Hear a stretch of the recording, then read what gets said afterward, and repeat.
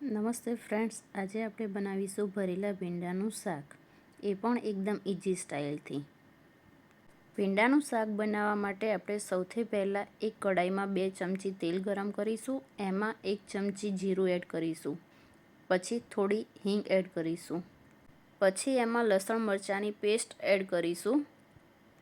ત્યારબાદ એમાં આપણે 250 ગ્રામ જેટલા ભીંડા એડ કરીશું.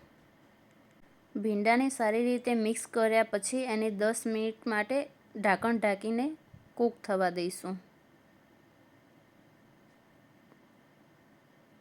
ભરેલા ભીંડા બનાવવા માટે આપણે થોડા ગાંઠિયાનો ભૂકો એડ કરીશું.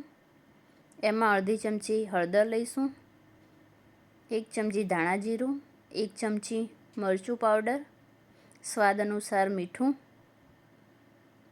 પછી એમાં થોડો મેગી મસાલો એડ કરીશું અને પછી એની અંદર આપણે લીલા ધાણા એડ કરીશું.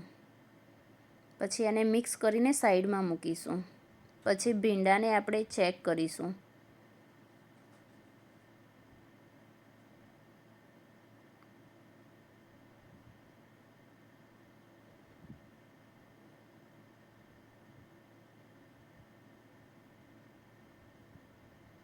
ભીંડા આપણા કૂક થઈ ગયા છે. એમાં આપણે બનાવેલો મસાલો એડ કરીશું.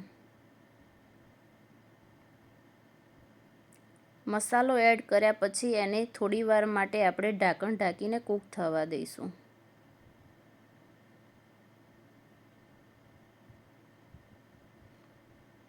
પછી એમાં થોડા આપણે ઉપરથી તલ એડ કરીશું.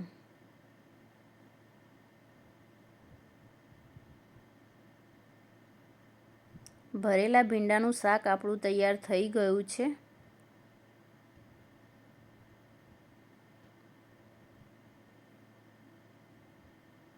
હવે એને સર્વિંગ બાઉલમાં લઈ લઈશું.